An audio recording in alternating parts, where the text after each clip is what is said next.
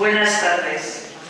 En el nombre de la Asociación Hipatia y por el mío propio, os doy las gracias por acudir y participar en las conferencias coloquio que hemos venido haciendo. Sabéis que este curso hemos estado bajo el lema de cuerpos cosificados, libertad de elección.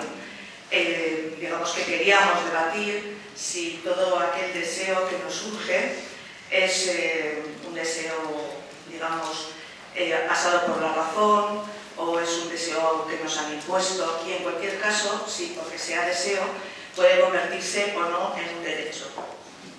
Desde el otoño venimos realizando estas conferencias y la de hoy está titulada La maternidad y otros cuentos. Para hablarnos de ella, contamos con la presencia de Beatriz Jimeno. Beatriz es conocida porque ya ha estado aquí, ha estado en esta sala el curso pasado, el año pasado, con otra conferencia de las que Hipatia suele hacer. Además es una mujer pública, en el sentido habitual de la palabra. Es una mujer que es conocida porque milita y es activista en numerosas cosas, ¿no? Es feminista y activista del movimiento feminista. Ha sido presidenta de la asociación, de la Federación de Lesbianas, Gays, Transexuales, Bisexuales, y también activista por la diversidad funcional, es decir, una de sus preocupaciones es la igualdad. Nació en Madrid, estudió filología semítica, se casó en el 2005, pero tiene un hijo de 30 años. Actualmente es diputada en el Parlamento por Podemos y es responsable del área de igualdad. Es vocal de cultura de la Asociación LGTBI, pero a pesar de todo, le queda todavía, a pesar de que todo esto quita mucho tiempo, a ella le queda tiempo para escribir. Escribe en diarios, en blog, en revistas, escribe libros. Es colaboradora del diario.es, de Pícara Magazine, de Tribuna Feminista, entre otras. Y desde el 2002 ha publicado numerosos libros, algunos de poesía. Yo he destacado dos porque me han parecido interesantes. Entonces, en el 2006, publicó La liberación de una generación, historia y análisis político del lesbianismo. En el 12 publicó La Constitución. Es un libro súper interesante que os recomiendo leer con la mente muy, muy abierta, porque necesitamos volver a discutir sobre este tema y llegar a acuerdos, aunque no sean de finales, sí de principios o de mínimos, ¿no? No hay que llegar, porque somos diversos y hay que llegar a los mínimos. Mantiene también interesantes blogs como beatrizjimeno.es. No quiero ocupar más tiempo, así que paso a darle la palabra a ella. Bueno, pues... ¿Esto no? No, pues aquí. Buenas tardes y muchas gracias, Hipatia, por invitarme por segunda vez. La verdad que cuando estuve el año pasado pues, fue muy grato y cuando me invitaron este año pues la verdad que me apetecía mucho venir y además siempre me apetece mucho cualquier cosa que no sea hablar de Podemos ni nada de eso, es como vacaciones. Y la verdad que volver a mis orígenes, ¿no? al feminismo y a mis orígenes y a mi destino próximo y bastante futuro, que es volver a trabajar en lo que me gusta. Y así que muy bien.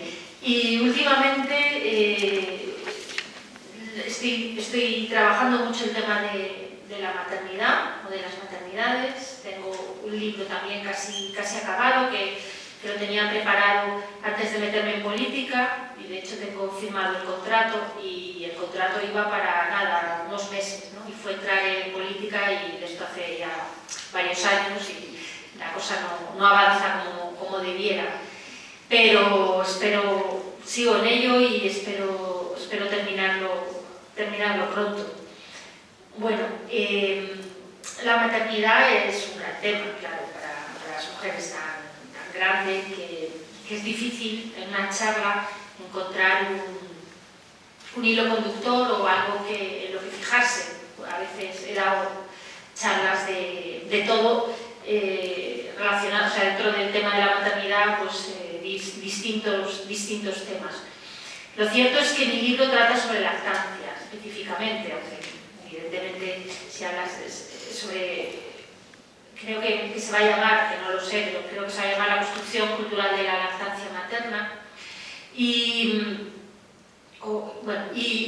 va un poco de eso, ¿no? Yo el tema de la lactancia, a cualquier feminista le tiene que importar el tema de la maternidad, y últimamente yo creo también que el tema de la lactancia, ya sea en un sentido o en otro, pero en todo caso sí que es un gran tema de debate. Yo tuve una experiencia, no habría por qué contarlo, ¿no? Nunca sé si contarlo o no contarlo, siempre estás en la duda de si contar tu experiencia y porque luego pueden decirte, bueno, eso es lo que te pasó a ti o algo así, ¿no? Pero bueno, la experiencia también es fuente de conocimiento, ¿no? Y mi experiencia, yo tuve una experiencia con mi propio parto, que en aquel momento no me dejó huella, pero que con los años fui pensando, ¿no? Yo era un hijo muy deseado y un embarazo muy deseado porque había tenido bastante dificultad para quedarme embarazada, o sea, para llevar adelante el embarazo, creo, ya no me acuerdo, pero creo que tuve 2 o 3 abortos espontáneos y tuve dificultades, y bueno, pues yo realmente quería tener un hijo y era muy joven. Y bueno, pues estaba muy contenta. Además siempre he dicho que el embarazo fue una época muy feliz de mi vida, etc. O sea, que no tuve ningún problema con el embarazo, ni con la maternidad en sí, tal. Pero sin embargo yo tenía muy claro, tampoco por nada especial, era lo que yo tenía claro, que no quería tener ningún dolor, ninguno. Y cuando entré en el hospital, recuerdo que según empezó a doler, yo pedí que me pusieran una epidural, que entonces no eran tan frecuentes.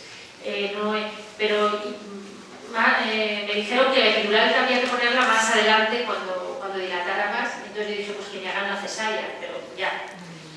Y el médico se quedó patidifuso. Y dije, no, bueno, en mi cuerpo yo no quiero, o sea, yo quiero un hijo, pero no un parto. Solo tenía... Y entonces, y dijo, ¿pero por qué? Le dije, porque duele. Y entonces, es que fue así la conversación, entonces el médico dijo, pues empezamos bien. Y a mí eso me hizo pensar, no ya si, quiero decir, era muy joven, tenía 23 años, pero me hizo pensar en empezamos bien y toda la, cómo se desarrolló, luego lo he pensado mucho en la conversación, en que la manifestación de una mujer respecto a su maternidad, muy decidida, yo es que no quiero que me duela nada, fue considerada, o sea, no fue entendida en ningún momento ni por el médico, ni las matronas, ni las enfermeras, ni nadie, como un deseo legítimo, que otras personas tendrán otros, pero como un deseo legítimo y entendible. En principio, que quieras que no te duele es entendible. Quizá lo que necesita explicación es que quieras que te duele, pero en todo caso todo es legítimo.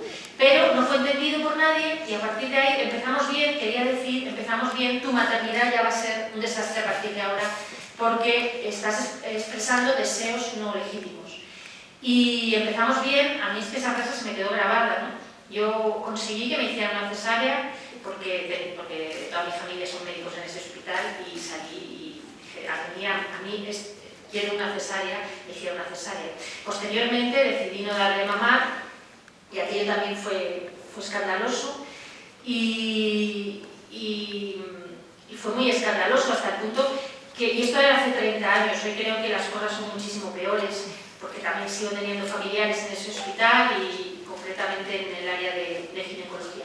Así que me dejó bastante, no huella, porque yo era muy, en fin, era muy joven y me importó bastante poco, pero sí que me hizo pensar. Y después siguió pensando y luego más adelante escribí en Pícara Magazine un artículo que se llamaba, se puede encontrar, Estoy en contra de la lactancia materna, y en realidad el artículo no estaba en contra de la lactancia materna, era un título, si lo leéis, la primera frase, corrijo, ¿no? Era un título provocativo, pero en todo caso fue el artículo más leído, según me han dicho en Pícara, y el más comentado. O sea, si miras los comentarios tiene cientos o miles, no sé. Y de esos comentarios, yo los recibo todos, claro, la persona que escribe el artículo recibe los comentarios. Recibí yo lo recibía y me sorprendí. No solo recibí comentarios de todo tipo, muy interesantes, de mujeres que me contaban su experiencia, muchas cartas privadas, muchísimas, hasta el punto que fue una de las cosas que me decidí a escribir el libro. Las cartas que me llegaron, o sea, por supuesto muchísimos insultos, ¿no? Pero bueno, algunos insultos y otros, pues no eres buena madre, no mereces tener hijos, no mereces no eres una mujer, pero en fin, eso me importaba menos. Pero sí que muchísimas cartas que, como digo, muy interesantes. Una se me quedó muy grabada. Me gustaría publicar esas cartas, pero no he conseguido el permiso de todas las mujeres. Tenía que ponerme claro que pedir permiso, son cartas que me escribieron en privado. Una de ellas sí que se me quedó muy grabada. Era una mujer que me contaba, dice: yo fui una de esas locas de la lactancia materna, y me contaba cómo había tenido un parto, bueno, cómo había querido un parto natural, como había querido, en fin, la lactancia, pero lo terrible era cómo contaba el sufrimiento de una mujer que no puede dar de mamar, y me río porque me impactó mucho, que no puede dar de mamar, pues empeñada en que si no da de mamar, no en dar de mamar, sino en que si no da de mamar va a pasar algo. Cómo la sangraban los pezones, el horrible dolor, hasta el punto que su marido le pedía por favor que diera el biberón porque el dolor era insoportable, porque la situación, en fin, era muy difícil en casa. Entonces el marido empezó a decir: o sea, no lo aguanto más, el niño llora porque tiene hambre, tú no puedes dar de mamar, el dolor es horrible, mira cómo estás. Entonces, bueno, ella me contaba que el marido final, o sea, después de meses muy largos, en los cuales, bueno, la vida se hizo insoportable, pues el marido se separó, no podía aguantar la situación de un bebé llorando de hambre, una madre llorando de dolor, y se separó, se fue de casa, y ella se intentó suicidar. O sea, esto... y ella me lo contaba, no estaba loca, por supuesto que no, ella me lo contaba desde la conciencia y consciencia absoluta de: yo estuve enloquecida, pero no, o sea, quiero contarte, bueno, me impresionó, ¿no? Bueno, y a partir de ahí, esto era solo el comienzo, a partir de ahí, bueno, he reflexionado mucho y sí que me ha interesado mucho el tema de la lactancia, porque los que no estéis en la cuestión de la lactancia por edad o por no interés, o no tengáis nada que ver con el tema sanitario, pues claro, ahora mismo hay un cambio absoluto respecto a lo que era la práctica normal en mi generación, no en mi generación, la generación de mi madre, cuando yo era pequeña, bebé, y que hay un resurgir de la práctica de la lactancia enorme, y tengo, bueno, por seguir con los ejemplos, quiero decir que la gente que no está en la lactancia pues no lo ignora, ¿no? Porque no son cosas que estén todo el día, pero hay un resurgir enorme que ha llegado a convertir la lactancia, que es el problema, porque lactar siempre se ha lactado, es decir, no solo toda la historia, sino más o menos, o no todo el mundo, pero bueno, esto tampoco, se ha convertido en un dogma moral, ¿no? Y cuando es un dogma, cuando es un mandato moral, ¿no? Cuando es un mandato moral es cuando es peliagudo, porque todo lo que queda fuera es inmoral, es decir, divide a las madres en buenas y malas, evidentemente,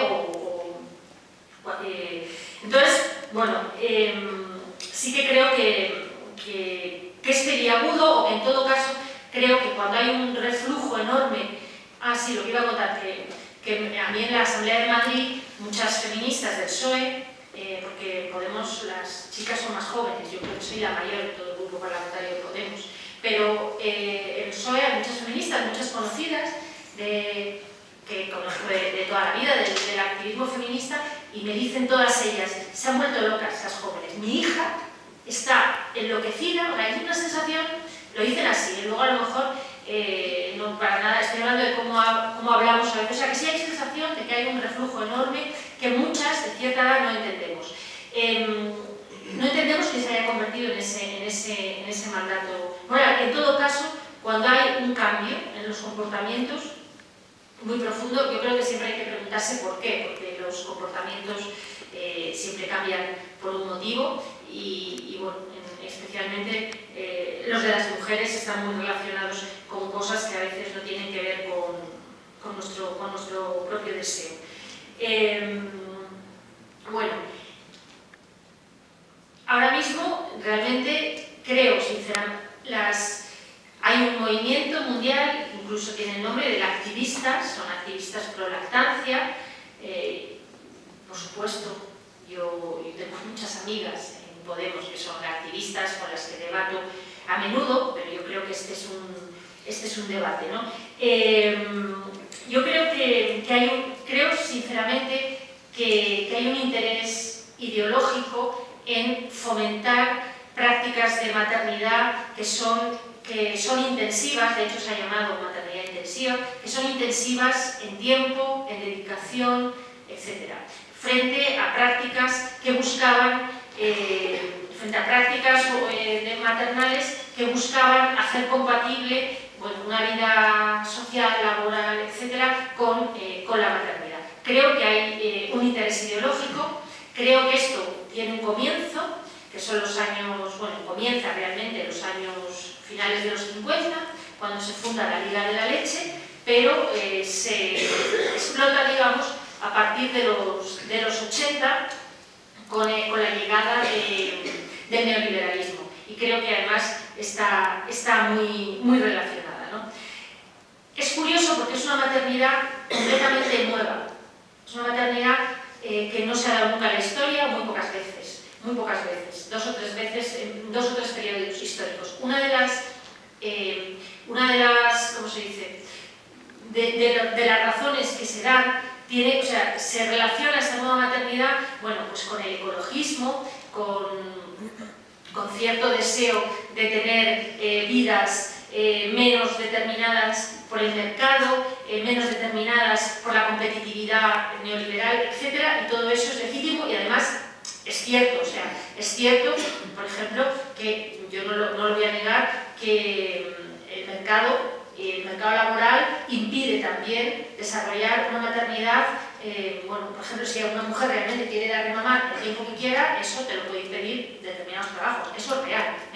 Entonces, evidentemente, el mercado constriñe y la sociedad nos constriñe a todas. Pero en la construcción del mandato moral es lo que yo discuto, ¿no? Que va mucho más allá de la verdadera opción. Todas las organizaciones de salud del mundo, las grandes, ordenan de alguna manera que la lactancia sea una imposición en los hospitales públicos, desde luego, y hay un mandato también de la propia OMS en la cual se prohíben los anuncios, se prohíbe hacer publicidad de leche de fórmula en los hospitales, se prohíbe incluso en algunos sitios, en algunos países está prohibida en las televisiones y de hecho un tiempo estuvo prohibida. Es decir, hay un interés por parte de toda la estructura para que realmente se vuelva a una lactancia. Cuando digo lactancia, hablo de lactancia prolongada, es decir, mínimo 6 meses. La OMS recomienda hasta 2 años, entre 6 meses y 2 años. Hablo de que esa lactancia se vincula a lo que se ha llamado apego, es una lactancia a demanda, es una lactancia prolongada, es una lactancia que se vincula a eso que se ha llamado apego, sin la cual, parece que el apego no se puede conseguir sin la lactancia, suponiendo además que el apego quiera decir algo real, que yo lo dudo mucho, pero en fin. Como digo, esto surge en el liberalismo y ahora mismo en los hospitales públicos, si una madre no quiere dar de mamar, es muy difícil que pueda no dar de mamar. Muy difícil. Y como os decía antes, pues mi cuñada, que es ginecóloga en un hospital público madrileño y jefa de ginecología de su planta, que es una madre que no dio de mamar, ella misma, ella dice que desde luego si a ella una madre le dice que no quiere dar de mamar, tiene la obligación de no darle biberón y insistir y no darle biberón, y de hecho que no tienen biberones en los hospitales más que para casos que realmente pues la madre, no sé, se muera, no pueda, esté mal y no pueda, pero que realmente tienen la obligación de no dar biberones, incluso aunque lo pidan las madres, ¿no? Bueno, la pregunta, quiero decir, esto evidentemente tiene unas consecuencias. Yo creo que, como decía antes, cuando empecé a escribir este libro, lo primero que he hecho ha sido un poco revisar la historia de la maternidad y la historia de la lactancia, porque una de las cuestiones en las que se apoya esta moda, por llamarlo de alguna manera, o esta nueva manera de criar a los hijos, es que es la de siempre, que es una vuelta, porque el ecologismo y esta antineoliberalismo, etc. Una vez, en cuanto uno empieza a estudiar la historia de la lactancia materna, lo que encuentra, y la verdad es que esto es completamente nuevo, la historia de la lactancia materna es la historia de las mujeres intentando no dar de mamar. O sea, esto es real. Las mujeres, a lo largo de la historia, toda la historia, han intentado dar de mamar lo menos posible. Esto es así. Y son algunos periodos históricos, ha resurgido el mito de la madre lactante, en la cual era de nuevo una obligación moral dar de mamar, en 3 periodos históricos muy concretos, que son, bueno, es decir, las mujeres siempre, las ricas, lo primero que han hecho ha sido contratar una nodriza. O sea, quien ha podido pagar para que otra diera de mamar lo ha hecho. De hecho, los antropólogos y las antropólogas dicen que según los hombres y mujeres, los seres humanos prehistóricos, desde el Neolítico, el progreso se puede determinar en que cuanto más progresan, desde la edad de piedra, en cuanto mayor es el progreso, lo primero que se nota es que hay un acortamiento en el tiempo de destete. Es decir, el tiempo de destete más corto favorece el progreso de la humanidad y las mujeres van acortando los tiempos de destete, porque sí, en la prehistoria debían ser larguísimos y los van en cuanto aparece el pastoreo y aparece la agricultura, los tiempos de destete son más cortos, aparecen las crianzas en común y la necesidad por parte de las mujeres de incorporarse a las tareas productivas, la agricultura, de recoger bayas o frutos o lo que fuera, y hacer más cortos los tiempos de destete, que es la única parte del proceso biológico, embarazo y parto y crianza, en la que pueden incidir, que es el destete o la lactancia. El parto y eso no puede incidir, y lo que han hecho las mujeres a lo largo de la historia es acortar lo más posible el tiempo de destete y desde luego no dar de mamar en cuanto ha podido evitarlo. Como digo, una cuestión histórica nada estudiada y que, como siempre nos ocurre en el feminismo, habrá que estudiar, y una figura histórica es la nodriza. Fundamental, o sea, la historia de las nodrizas, de una figura femenina que ha sido fundamental para que los niños y niñas que sobrevivían, es una figura hoy de la que no se sabe nada, pero que ha existido desde el comienzo de los tiempos hasta el siglo XX, hasta comienzos del siglo XX. Es decir, esa era una institución, es decir, quiénes eran, cómo eran, dónde vivían, por qué eran nodrizas, cuánto se les pagaba, qué niveles de explotación soportaban, porque naturalmente han sido siempre mujeres. Y quiero decir, hoy nadie sabe de la institución de las nodrizas, ¿no? Pero bueno, es una institución femenina muy interesante. Naturalmente es una figura sumamente explotada, porque ellas eran en general nodrizas, excepto ya al final del siglo XX, ¿no? Pero en general eran nodrizas a costa de sus propios hijos, ¿no? O sea, muy a menudo sus propios hijos morían, enfermaban, etc. Pero porque, como digo, las nodrizas las tenían las mujeres ricas, pero no solo las mujeres ricas. Es decir, había una cadena de nodrizas. Es decir, la mujer rica tenía una nodriza que estaba en muchas mejores condiciones, que vivía en la casa de la rica, que estaba bien alimentada, que tenía leche para el hijo de la rica y su propio hijo, en fin. Pero la nodriza, a su vez, muchas veces mandaba a su propio hijo con otra nodriza, que a su vez otra, cada vez más pobre y más lejos. Al final te encontrabas con una nodriza que tenía 20 niños para dar de mamar, o sea, para amamantar, todos muy mal alimentados, la mitad moría, en fin, en condiciones terribles, sus propios hijos morían, etcétera, etcétera, etcétera, ¿no? Estaban en el pueblo, a 200 kilómetros o lo que fuera de sus madres. Bueno, esto ha sido una práctica habitual en Europa desde el comienzo. Las mujeres siempre que han podido han intentado no dar de mamar. No voy a hacer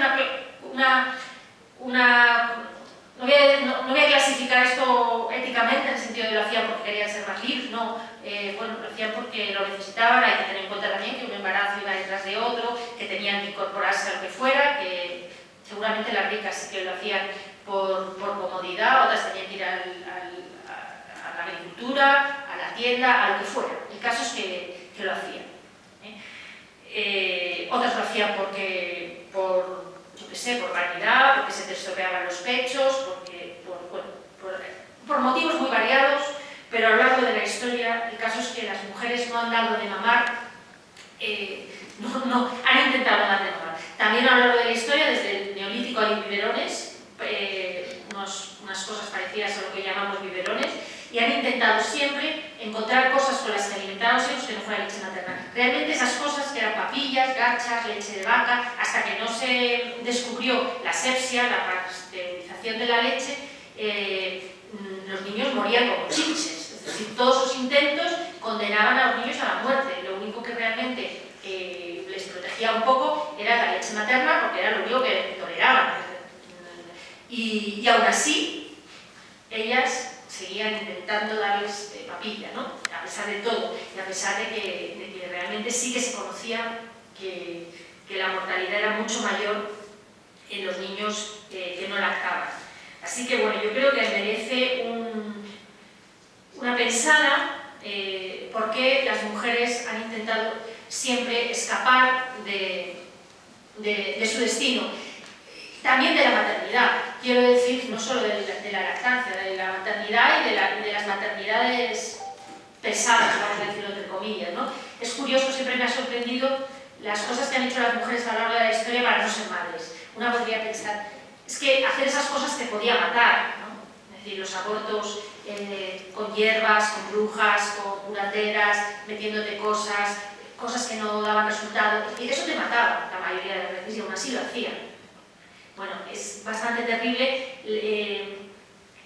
más que terrible, es muy sorprendente la lucha que han tenido las mujeres a lo largo de esta, a pesar de estar insertas en un destino biológico del que parecía no podrían escapar, por ganarse su tiempo, por ser sujetos de sus propias vidas a pesar de todo. Es emocionante y muy triste, porque la mayoría de las veces se les iba la vida en el intento, por no tener tantos hijos.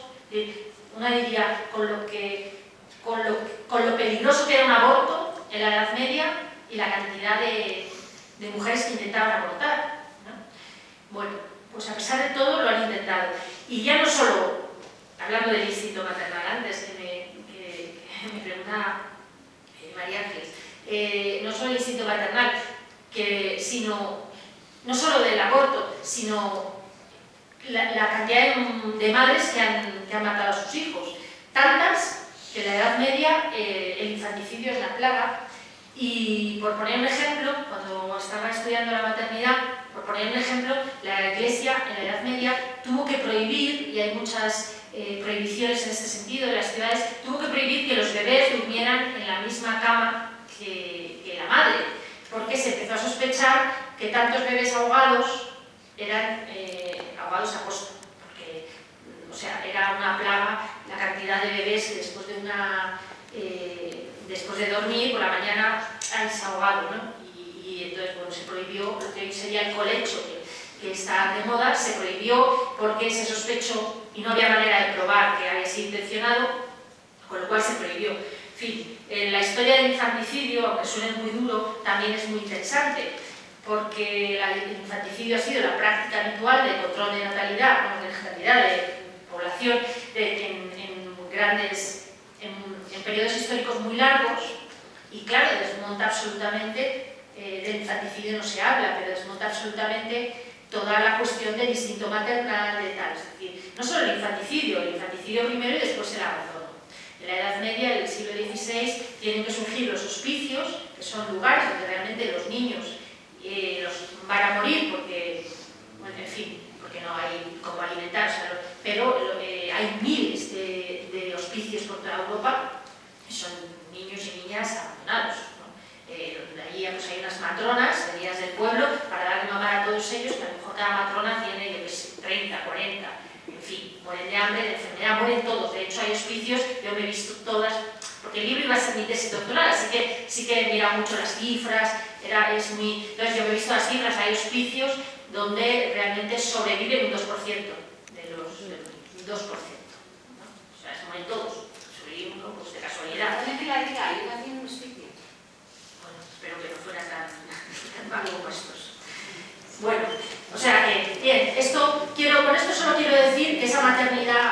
ofensiva, esa maternidad no ha existido nunca, lo cual no es ni bueno ni malo, pero las mujeres siempre han luchado por librarse de eso. Bueno, llegan los años... Bueno, ha habido 3 momentos históricos en los que sí ha habido una madre... A pesar de eso, la cultura hegemónica siempre ha luchado por imponer la madre. O sea, a pesar de eso, de las madres luchando contra la madre, la cultura siempre, desde la Virgen María, que era el modelo de madre en la Edad Media, todos los filósofos, los médicos, los científicos, hablando del instinto, cuando realmente los mataban, hablando del instinto, del amor maternal, etcétera, etcétera, etcétera, sin parar. Si uno se fija en la cultura escrita, que es toda patriarcal, porque las mujeres no han dejado escrito nada, muy poco, hasta hace nada, bueno, pues lo que uno vería es el mandato patriarcal sobre la maternidad. Es prácticamente lo que hay.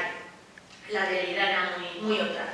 Y la prueba de que la realidad es otra es cuando surge en determinados momentos, pues el mandato se refuerza y se hace pues mucho más impositivo, etc. Y hay 3 momentos fundamentales, que es la Revolución Francesa, a lo largo del tiempo, las sufragistas y luego este momento. Y claro, hay que preguntarse por qué. Porque son 3 momentos de mandato maternal profundo en la historia. Como digo, siempre los ha habido, pero se ve que es un continuo. Que realmente haya un resurgimiento de ese mandato cultural que se vea muy fácilmente en esos 3 momentos.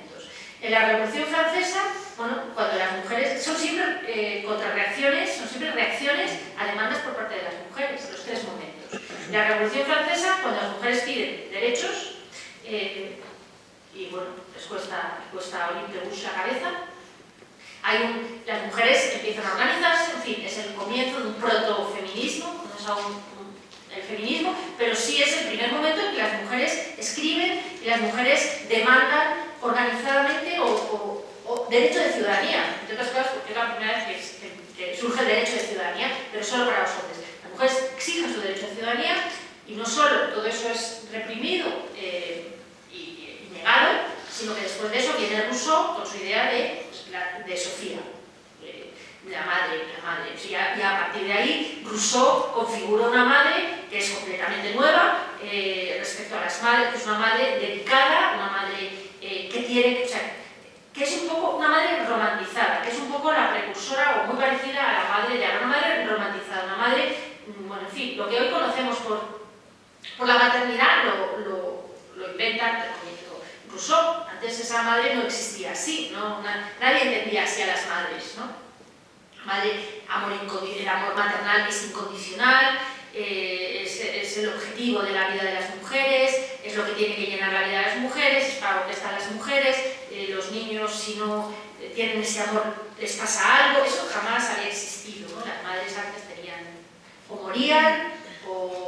morían pronto, con lo cual, o tenían 7 y estaban trabajando, los niños estaban desde pequeños, los mayores cuidaban a los pequeños, o sea, esa madre no existía, las mujeres no tenían tiempo para estar ocupándose de los niños, simplemente, y las que lo tenían no querían, estaban haciendo otras cosas. Bueno, surge con Rousseau la madre que conocemos hoy, es heredera directa, y a partir de eso pues, hay cosas que siguen haciendo hoy, que es el concepto de que si no te ocupas directo, o sea, que el amor maternal no es comparable a ningún otro, eso surge con Rousseau, que si no das ese amor le va a pasar algo al bebé, eso también surge con Rousseau. Antes el amor podía ser intercambiable, o sea, necesitaban cuidados, pero podía ser de la madre, la tía, la abuela, la hermana, el padre o el vecino, era intercambiable, había que cuidar a los niños. Ese amor, y sobre todo es incondicional, etc. O sea, bueno, romántico. Que antes yo decía, bueno, romántico. Luego otra vez, las sufragistas, cuando vuelven a pedir el voto, y no solo el voto, como sabemos, las sufragistas tenían una agenda política amplia, el derecho a la educación, en fin, todo lo que... Y aparece la imagen del ángel del hogar, o sea, el ángel del hogar, la mujer madre. La mujer madre, aunque no sea madre, si no cuida de su hijo, cuida de su marido, de todos los que están allí, en fin, la mujer madre. Y vuelve, y además aquí ahora se refuerza a partir en la época de las sufragistas, se refuerza con la aparición del psicoanálisis, gran constructo patriarcal donde los haya, y además hay que ser, o sea, en fin, porque ya el trauma, y si el niño no tiene la madre, ya es superior, que ya lo dijo Rousseau, no lo llamo trauma, ahora se llama trauma, surgen las primeras teorías del apego, etcétera, etcétera. Luego viene el feminismo, rompen con todo eso, hay una crítica a la maternidad como institución y, bueno, y más o menos se va caminando hasta ahora que llega la tercera ola maternal. La tercera ola maternal es, como todas las olas, como todas estas cuestiones sociales son muy complejas, no se puede decir hay una causa, fulanito dice tal y la causa es muy compleja y está llena de ambivalencia. Hay cosas en las que, bueno, cosas buenas, digamos, entre comillas, ¿no? Por decir bueno y malo, no es un término que me guste, pero bueno, hay cosas buenas, cosas malas, son ambivalentes, no es terrible todo, opresivo todo, pueden tener partes liberadoras, partes tremendamente opresivas, etcétera, etcétera. O sea, como todas estas cuestiones muy complejas y formadas por muchos elementos, pues son ambivalentes, pero en todo caso tiene que ver con se inserta en una reacción machista ante los éxitos del feminismo, que todas observamos en todos los ámbitos, tiene que ver con la llegada del neoliberalismo, tiene que ver con instituciones profundamente conservadoras que pasan por no conservadoras, como la Liga de la Leche.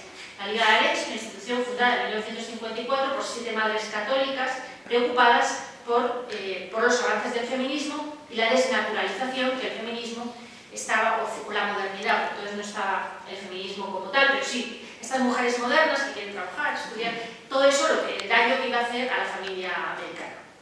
Se conocen en una organización ecuménica norteamericana y fundan la Liga de la Leche. La Liga de la Leche, que durante muchos años es una organización pequeña, funciona a modo de el modelo es el de Alcohólicos Anónimos, en el sentido de que no hay expertos que tomen la palabra, sino que son las propias madres, y esto es un evidente acierto, como Alcohólicos Anónimos, no hay, sino que son los propios, es un modelo, ¿no?, muy americano, muy exitoso y muy bueno para el funcionamiento. Son los propios afectados, en este caso madres, que hablan de sus problemas tal. Eso hace que evidentemente sea una organización muy cercana y muy útil para muchas madres, que en lugar de tener un señor que te está hablando desde un púlpito que no sabe ni lo que es ser madre, que para empezar es un señor, pues son madres que hablas de sus problemas, no es un lenguaje experto, es un lenguaje cotidiano, con lo cual muchas madres se sienten, es decir, la Liga de la Leche es una organización muy útil para muchas mujeres, Solo quiere decir que tiene también una ideología y un nacimiento muy concreto. A partir de los años va funcionando durante muchos años bien, pero sigue siendo una organización circunscrita a Estados Unidos, y a partir de los 70-80 se dispara y hoy es una de las organizaciones mayores del mundo y con una capacidad política de influencia mayor del mundo, porque como digo, sea desconocida para mucha gente. Muchas feministas norteamericanas sí que han escrito mucho sobre la Liga de la Leche. Es una organización cuya capacidad de influencia política están en la ONU, están en la OMS, están en las asociaciones más importantes de pediatras, de médicos, etcétera, del mundo, y mediante luchas claramente políticas consiguen imponer sus políticas. Cuando digo luchas claramente políticas, no lo digo como una crítica, sino que, como sabemos, las luchas dentro de las organizaciones sanitarias no son científicas puramente, sino son políticas. Es decir, cuando la Organización Mundial de la Salud decide que la homosexualidad no es una enfermedad, esto no es científico ni deja de serlo, esto es una lucha política. Es cierto, es una lucha política. Ahora hay una lucha para que la transexualidad deje de ser una enfermedad. Muchas enfermedades que no son, o sea, Susan Sontag ya habló de esto, las enfermedades son políticas, además de científicas, pero son puramente políticas. Lo que es una enfermedad o deja de serlo es una lucha política. Los niños, ahora hay una lucha, no sé, los niños hiperactivos, antes eran traviesos, ahora son hiperactivos, les medicas, hay toda una farmacéutica detrás. Bueno, todo puede ser susceptible de ser una enfermedad o no serlo. Y bueno, y detrás de eso hay mucho dinero, hay muchas... Y la Liga de la Leche, evidentemente, es un lobby poderoso y va consiguiendo imponer. Yo también estudié dentro de la Asociación de Pediatras, que fueron los primeros que asumieron las políticas de la Liga de la Leche, cómo las cartas que se intercambian cómo se amenaza, o sea, lo que es un debate político muy profundo, donde había muchos intereses, porque también las compañías de leche de fórmula son muy poderosas y luchaban por sus propios intereses. Tampoco olvidemos que la lucha es una lucha también por parte de empresas por mantener su nicho de mercado y las activistas por mantener una idea social de la familia, de la relación madre-hijo, etc. Y al final, finalmente se imponen, bueno, hay momentos muy conocidos y muy críticos, como 1970, cuando luchan contra Nestlé, porque Nestlé se introduce en países africanos y se produce dando el biberón a niños de países africanos donde no hay condiciones higiénicas para dar biberones, las madres no pueden ni siquiera servir bien los biberones y se produce una mortandad enorme. Eso es aprovechado, bien aprovechado, quiero decir, criticado por organizaciones, y a partir de ahí es cuando ya la Liga despega, porque además a esa lucha se incorporan organizaciones ecologistas, organizaciones progresistas, etcétera, etcétera. Y a partir de ahí la leche de fórmula pasa a ser un poco estigmatizada y triunfa, digamos, de la idea de la lactancia universal. La lucha política de las activistas, que como digo tiene muchas aristas, que voy a entrar en todas, se produce en un momento en el que lo que hay es una reconfiguración de la idea de maternidad completamente. Pero esa maternidad está basada en la lactancia. La lactancia es como el punto nodal de una nueva idea de maternidad que consiste, se llama maternidad intensiva, que consiste en ser intensiva, en dedicación, en tiempo, en no sé qué, en amor, en preocupación, en lo que sea, que exige que la madre esté pendiente todo el tiempo y que haya sobre todo un interés muy cercano y muy absoluto sobre el bebé, de manera que el bebé es concebido desde el útero, ya desde el embarazo.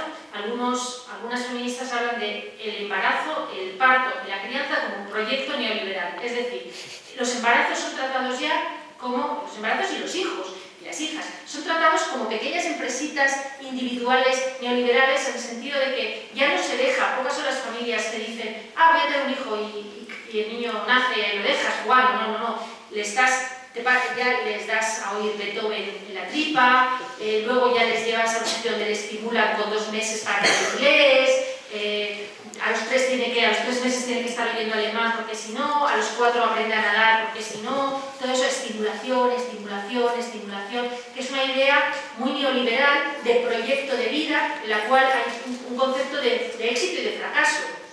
No es que el niño salga, juegue y ya verá, sino hay un proyecto neoliberal de éxito. Es decir, la maternidad, y la maternidad a veces, es un proyecto de éxito o de fracaso, en la cual se empeña mucho tiempo, mucho dinero, mucha preocupación, y no puedes dejar al bebé que salga solo, ¿no? Como hacían antes, ni que esté tranquilo. Eso ya ha sido denunciado por mucha gente, pero en el caso desde bebés, que he denunciado las actividades extraescolares, pero si ahora ves, cuando vas a Madrid, hay una enorme, por la carretera de Coruña, hay un enorme colegio que dicen, de verdad, escuela de genios. Escuela de genios, es un edificio enorme, de 0 a 6 años hablarán alemán, inglés, chino, porque ahora hay que hablar chino. Bien, eso es un concepto radicalmente que se está dando, que no sabe ahora el empeño, porque tu hijo sea un proyecto vital exitoso. Como digo, se debe a muchas cosas. También se debe a que las familias, mujeres, van a tener seguramente solo un hijo. Cuando tenías 7, si te morían 2, 3, 4, bueno, pues tampoco ibas a invertir mucho en uno porque se te podía morir. Es que era así, ¿no? La vida hasta el siglo XX ha sido así. Ahora tienes uno. Entonces, en general, quien puede tener 2, pero vamos, la familia media española tiene un hijo. Las mujeres tienen un hijo. Entonces, evidentemente, hay mucho más interés en ese hijo. Estás focalizada en ese hijo porque es el único. O el único o 2. No van a tener 12, ni 13, ni 10. Entonces, bueno, eso cuenta todo. Pero esa idea de pequeño proyecto que tienes que invertir, inviertes para que sea un éxito. También la vida es más difícil, según inviertas tendrás trabajo, ¿no? La idea de fracaso, la idea de, en fin. Bueno, eso todo cuenta, y el neoliberalismo es una razón, no solo es una política económica, es una mentalidad. Y la manera en que concebimos el parto, el embarazo, es es una razón, ¿no? Es una manera de concebir entera la vida, como decía. Pero también, esto cuenta, ha cambiado la manera de pensarlo, pero también hay una razón económica y una razón, es decir, cuando las madres empiezan a exigirse a las madres. Bueno, a partir de los años 80, con la llegada de Reagan y Thatcher y el crecimiento, el nacimiento de lo que hemos llamado neoliberalismo, lo que hay es un recorte de todo lo que las feministas habían exigido, no solo recortes económicos, como crianza, como responsabilidad social de la crianza. Lo que las feministas habían dicho es la reproducción social, la maternidad, es una responsabilidad social, por tanto, exigimos escuelas infantiles públicas gratuitas desde 0 años, etc. Exigimos colegios, no sé qué, exigimos sanidad. Bueno, a partir de ese momento se producen los recortes y lo que hay es un intento ideológico de responsabilizar a las madres en exclusiva del bienestar de los bebés. Es decir, no hay, en Estados Unidos es muy claro, todas las machaques, todos los avances en los colegios de pediatras, en la OMS, que van exigiendo mayor lactancia, más tiempo de lactancia, más dedicación materna, más tal, van al mismo tiempo, por el otro lado, en más recortes en escuelas infantiles, más recortes en apoyos a las madres solteras, más recortes en apoyo a las madres jóvenes, más recortes de manera que ya nadie tiene que hacerse cargo, tú eres responsable, y eso también es muy neoliberal, ¿no? Tú eres responsable, ¿no?, de tu hijo, de todo y concretamente, y además de su salud. Y además recorto ahora en médicos, no hay salud infantil en Estados Unidos y en muchos países, tú eres responsable. Al mismo tiempo aparece un mito, y no me quiero extender mucho, que ha triunfado absolutamente, y es el de lo que algunas feministas han llamado la leche materna como líquido de oro. Hoy, si tú preguntas, ha triunfado la idea de que la leche materna es el líquido de oro que todo lo cura. Todo lo cura. Mucha gente te dice, bueno, sí, yo estoy de acuerdo en todo eso, pero es que no es que se diga que la leche materna sea mejor, es que se dice que el biberón es un riesgo. Es completamente distinta la idea de la leche materna es mejor al biberón es un riesgo. Porque la leche materna es mejor, es mejor la leche materna y es mejor criar al niño en un campo en lugar de en medio de una ciudad contaminada. Es mejor. Pero hacemos un balance de lo que necesitamos las madres también y la familia y lo que podemos, y aunque sea malo criarlo en medio de una ciudad, pues lo hacemos. Es mejor que no beba no sé qué ni coma donuts, pero al final come donuts y no espinacas. ¿Qué vamos a hacer? Eso es distinto. Es mejor comer espinacas que donuts, pero come donuts. Pero es distinto que dijeras, es que el donut se envenena. Bueno, lo que ha triunfado es la idea de que el biberón es un riesgo, que es distinto a decir que la leche materna es mejor. Es distinto. Pero es que además, y ahí sí que, yo entiendo que mucha gente no me cree, y de hecho siempre tengo problemas en mis charlas. Realmente creo que la leche materna, además lo creo y lo cree mucha gente, no es mejor, es mejor en todo lo que se refiere a... En los estudios sobre leche materna, y hay miles es uno de los temas de investigación científica. El año pasado salieron, creo que 1.500, 1.600 artículos científicos solo sobre lactancia, solo el año pasado, ¿no? Bueno, según estos artículos científicos, y sobre todo mediáticos, porque cualquier artículo científico que demuestre que la leche materna, demuestre entre comillas, es muchísimo mejor, va a tener su correlato en cualquier periódico, en cualquier medio generalista. Da igual que sea mentira, verdad, que no esté comprobado, lo va a tener. Mirad en los archivos de los periódicos por internet. Pero cuando el artículo científico que demuestre que eso no era verdad, eso no va a entrar en los medios generalistas. La leche materna, según muchos artículos, cura hasta 40 cosas. O sea, yo he sacado en una página entera, dicen que la leche materna es mejor para la piel, el coeficiente de inteligencia, las digestiones, los eczemas, la vista, el oído, las infecciones de oído, no sé, hasta 40 cosas, todas seguidas, la leche materna las cura. Los niños huelen mejor, los alimentados con leche materna. Hasta 40. Realmente solo hay pruebas científicas de que sea mejor para las diarreas y los vómitos. Por otra parte, en países desarrollados no son un gran problema. Eso realmente parece ser que sí son mejor. Todo lo demás está en duda. está en duda o no está en absoluto comprobado. También hay que preguntarse por qué todas estas cosas, antes ha habido muchos artículos sobre que la leche materna te hacía más inteligente. Habría que preguntarse qué ocurre con toda una generación que no hemos mamado. O sea, quiero decir, también es contraintuitivo, todo esto también es contraintuitivo, porque somos la generación con mayor esperanza de vida de la historia, y realmente es de las que menos hemos mamado, porque el biberón ya era seguro, no había hemos tomado biberón. O sea, que también hay cierta sensación de falta de sentido, ¿no? Pero bueno, los estudios sobre leche materna, sobre lactancia, lo que demuestran es que están todos hechos en Estados Unidos, casi todos, en Australia, en países anglosajones, los importantes, ¿no? A los que se puede acceder. Lo que demuestran es que las madres que dan de mamar tienen hijos con mejor salud. Eso es lo que demuestran los estudios. No que la leche materna sea mejor, hay una enorme diferencia, porque en Estados Unidos las que dan de mamar son las ricas. Entonces, hay una enorme diferencia entre mujeres ricas con niños vacunados, bien alimentados, con higiene buena, con médicos, con pediatras, etcétera, etcétera, etcétera, que además maman.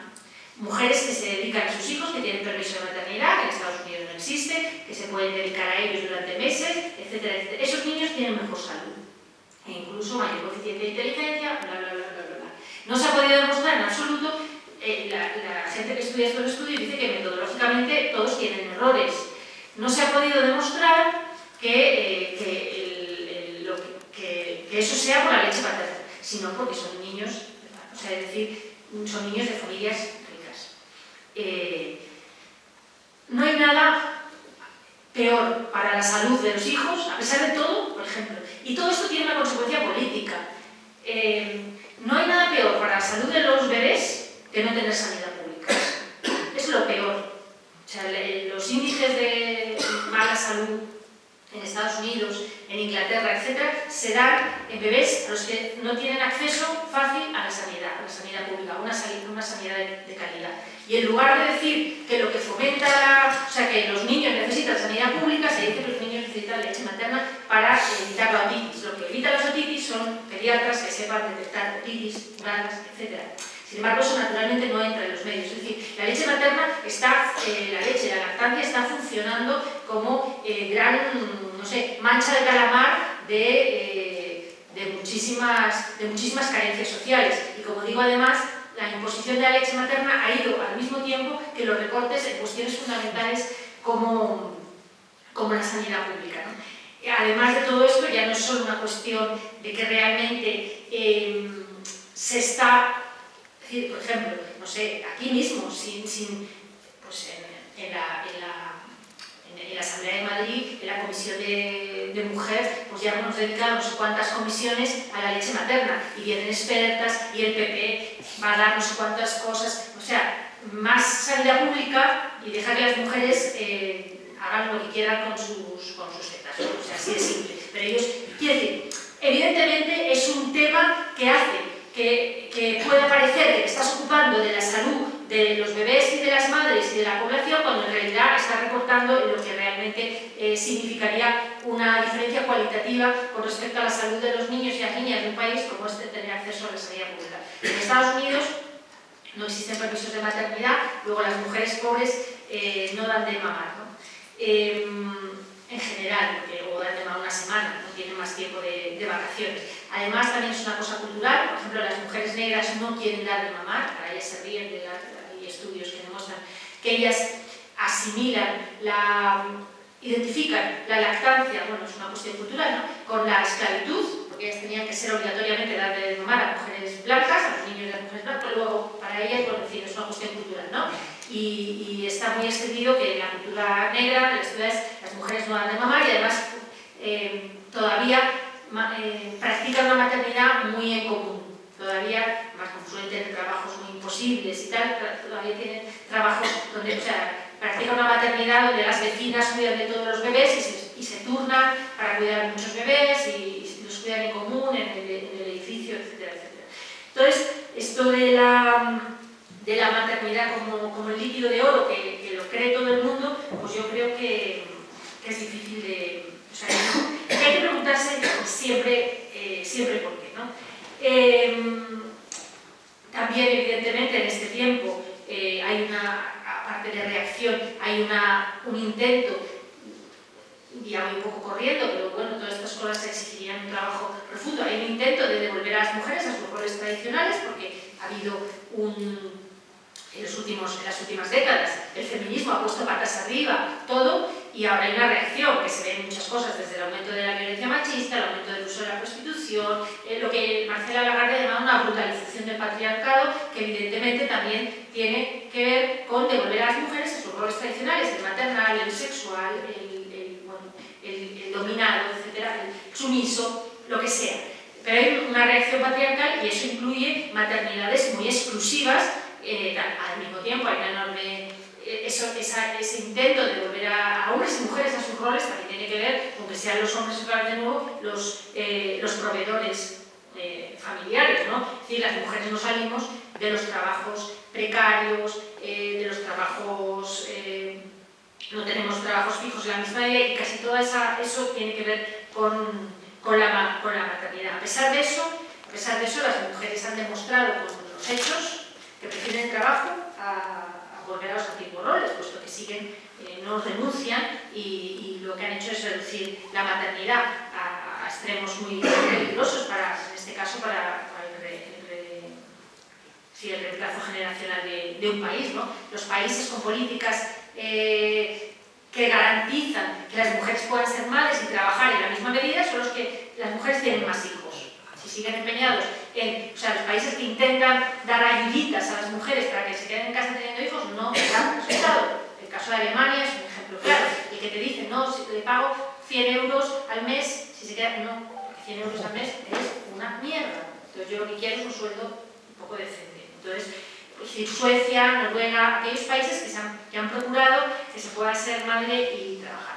Y luego un tema también que tiene que ver de alguna manera con esto, que a mí sí que me preocupa y que es uno de los temas que estoy trabajando últimamente, y ya con esto sí quería trabajar, es que de alguna manera hay una corriente, una derivada de esta obsesión maternal o cambio maternal, como queramos llamarlo. Bueno, todo esto teníamos que hablar de otra vez la vuelta del parto con dolor, de partos... Luego, seguro que hay aquí alguna que me dice, yo parí con dolor, porque eso siempre me pasa. No me meto con nadie, solamente lo estudio. Y bueno, hay una vuelta a esas maternidades que, como digo, nunca han existido, pero que ahora se hacen pasar por tradicionales. No son tradicionales, son nuevas. Eso sí que es verdad, ¿no? Tiene que ver porque son nuevas y por qué se dan. Y es el tema del amor, como yo llamo el amor de los hijos romantizado, el amor romántico por los hijos, no sé cómo llamarlo. Pero sí que es verdad que sí que hay una derivada de esta cuestión.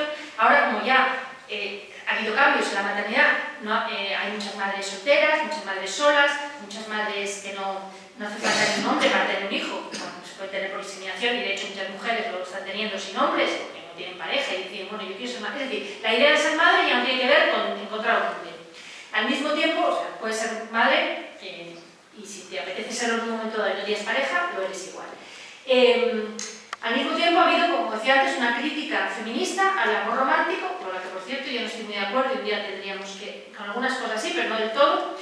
Ese es un tema también, pero en fin. El amor romántico ha sido muy criticado por algunos aspectos del amor romántico por el feminismo, y yo creo que ha habido una sustitución, en parte, del amor, ha habido un corrimiento de todas las características que tenía el amor romántico a la maternidad, ¿no? Y me parece un poco preocupante, sobre todo porque es sustituir, no liberarse. Si os fijáis, la cultura popular siempre demuestra mucho lo que está en la calle. Yo cuando leo revistas del corazón, que hay mucha cultura patriarcal, o sea, los roles de género patriarcales hoy día los puedes encontrar en los programas del corazón, en las revistas del corazón, etc. Pero es muy corriente que las mujeres hablen de sus hijos como sus novios. O sea, es muy corriente. Bebés, ¿no? Por ejemplo, dicen actrices, y puedo nombrar... las características que antes tenía el amor romántico, antes era la pareja, la mujer se entregaba al novio y el hijo, y se decía incluso que no, yo primero está mi marido, eso lo decía antes mi abuela, y luego mis hijos, pero mi marido es lo primero. Ese amor incondicional que tienes que ofrecerle a alguien, ese amor, bueno, como digo, que no está condicionado por nada, que está... perpetuo, dura siempre. Ahora se ofrece a los hijos, porque el amor romántico de pareja ya se ha visto que se rompe, no dura, y además está siendo muy criticable, no dura para siempre, pero el amor del hijo sí. Y hay muchas mujeres que dicen, por ejemplo, muchas actrices conocidas, que dicen, no sé, que acaban de ser madres y dicen, usted no tiene pareja, ¿no? Y le preguntan, ¿pero usted vas a enamorarte? No, porque yo ya, el único hombre de mi vida es mi hijo. Mi hijo es el único hombre de mi vida. No necesito más hombres en mi vida. Eso lo dicen muchísimas. Y empiezan a ir con sus hijos y hay realmente una romantización, ¿no?, de la maternidad en ese sentido, de la cual, si veis un anuncio que hay ahora, bueno, ahora antes de venir he visto uno, pero hay uno muy concreto que me hizo darme cuenta que yo tenía razón en esto, que era uno de una leche maternizada, una leche de fórmula, creo que era de una leche, bueno, y realmente una voz en off femenina, maternal, etcétera, dice, coge un bebé y dice, yo te tomo a ti, hijo mío, en la salud y en la enfermedad, eran los votos matrimoniales. Y esto era un anuncio que está en la tele hace unos meses. Es decir, ahí está claro, se está casando con el hijo. Es en la salud y en la enfermedad te acompañaré para siempre, todos los días de mi vida, no sé qué, y el bebé. Bueno, evidentemente hay una sustitución. El amor romántico está bajo sospecha, además no dura. Las mujeres no pueden confiar todo al amor romántico, pero ese darse, ese entregarse, todas las características que eran propias del amor romántico, es decir, no ser para una, ser para otros, las características típicas del mandato del rol femenino patriarcal se han trasladado del amor romántico a la maternidad. Es decir, antes, sobre todo, el entregarse a otros, el ser para otros, el no ponerte nunca por delante. No hay nada peor que una madre egoísta. Ahora una mujer.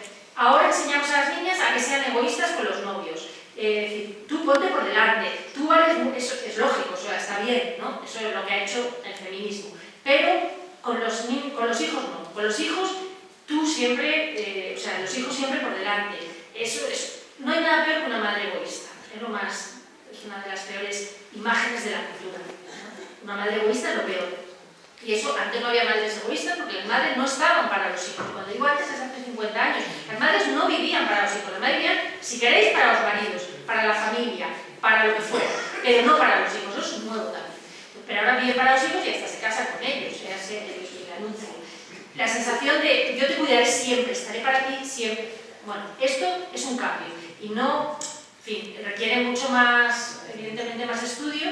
Pero bueno, ahora mismo venía ese anuncio de leche, que era de Nestlé, me parece, desapareció, pero lo tengo yo por internet guardado, pero el de hoy, el que acabo de oír, era igual, ¿no? Lo he visto ahora antes de salir, era, no sé, era una madre con un bebé, una madre ya no está con el padre, es decir, la idea de madre sola se ha trasladado al bebé.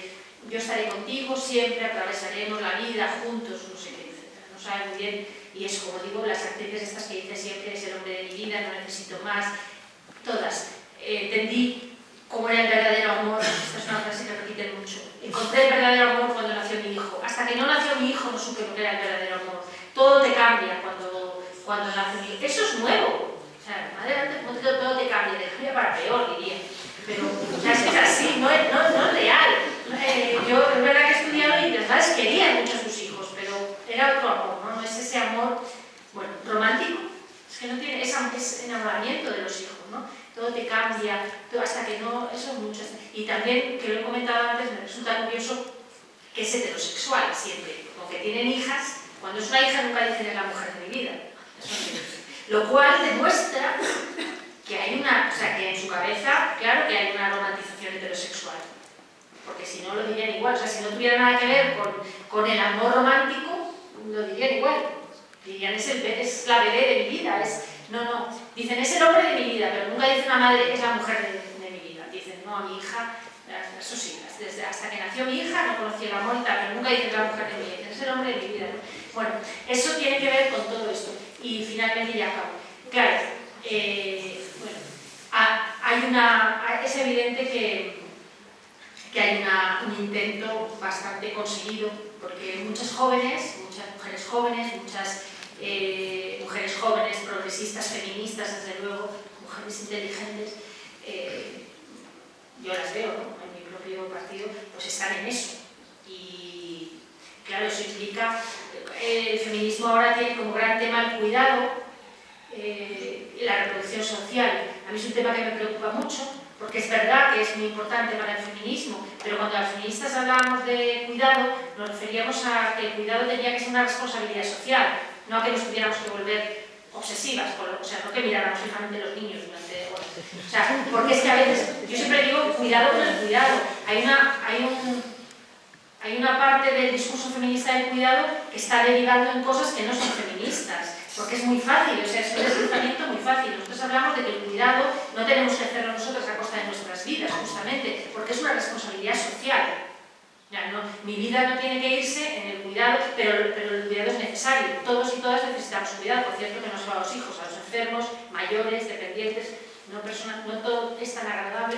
Pero ese cuidado, que es una responsabilidad social, tiene que ser un trabajo social, que es lo que, o sea, una responsabilidad y un cuidado de toda la sociedad. No volver a privatizar. Lo que hemos hecho ha sido, en muchas ocasiones, lo que una deriva de las feministas están pidiendo en realidad es que se den las condiciones para poder privatizar el cuidado. Y es que eso no es feminista.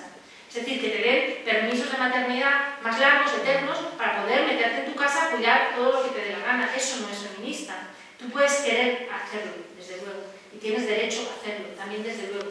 Pero, de lo que estamos hablando, pero esa actitud a lo mejor está impidiendo que muchas otras mujeres encuentren, que no quieren hacerlo, encuentren trabajo, ¿no? Por ejemplo.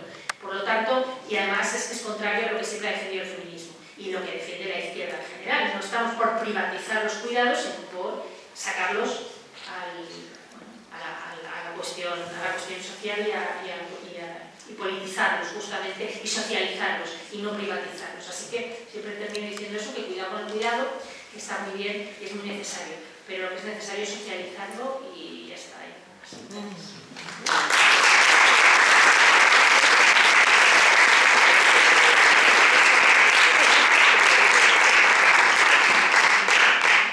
Pues gracias, Beatriz.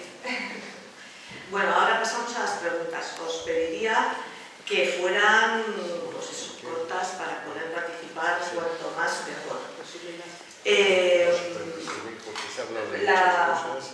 Lo que me da la impresión es que hagamos lo que hagamos, al final es que no somos completas.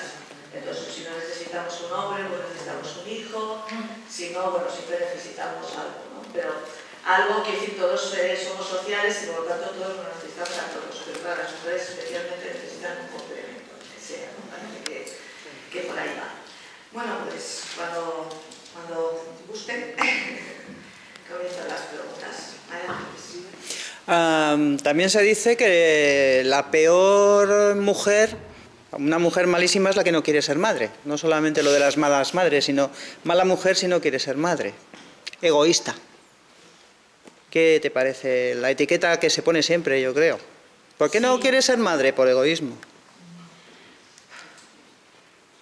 Es que, quiero decir, no, es tan obvio, ¿no?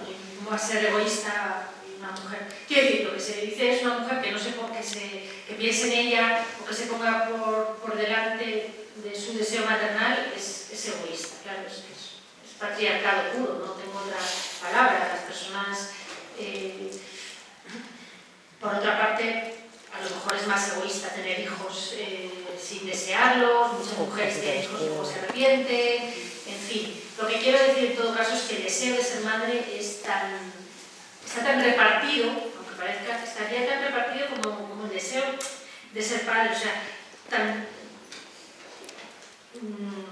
ahora está muy también de moda justamente porque está el tema de la maternidad tan candente, el tema de las madres que se arrepienten de haberlo sido, que es una de las cosas, uno de los tabúes más de la cultura que nos queda por exponer, ¿no?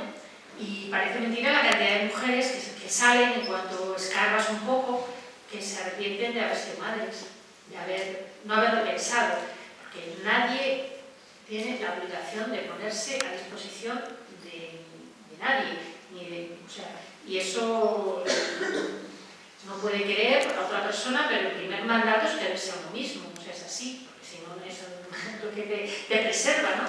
Y queriéndote a ti mismo podrás, y a ti misma podrás querer a los demás en igualdad. Todo lo demás es insano. Y al cambio a las mujeres se les dice, si te quieres a ti misma por encima, es egoísmo, ¿no? Porque es normal y debería ser un mandato, es el mandato que reciben los hombres y es el que deberíamos recibir nosotras, es el que te puede hacer feliz en todo caso.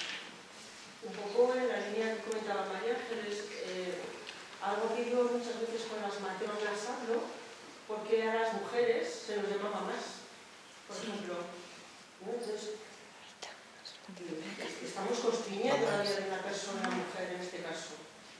Ya no soy yo Nines, ni soy yo mujer, sino que soy yo mamá. Entonces yo esto con las matronas, por ejemplo, es algo que, como me cuesta, ¿no? Porque hay muchas mujeres que deciden que no quieren ser madres, evidentemente, entonces se quedan infravaloradas desde el primer momento que se lo cuestionan. La relación mujer-mamá. Claro, no solo... Este es un lenguaje, cuando escribí el libro he leído muchísimos blogs porque es todo un mundo. Hay una cosa que se llama mamasfera, o sea, se llama así, que es los blogs de mujeres que hablan de la lactancia y del parto y de problemas de la lactancia. O sea, hay miles de ellos. De hecho, es uno de los temas, junto con el de viajes, los blogs de lactancia o de maternidades, es el segundo o el tercer tema del mundo de los blogs. Le hablo de millones de blogs, se llama la mamasfera. Vale,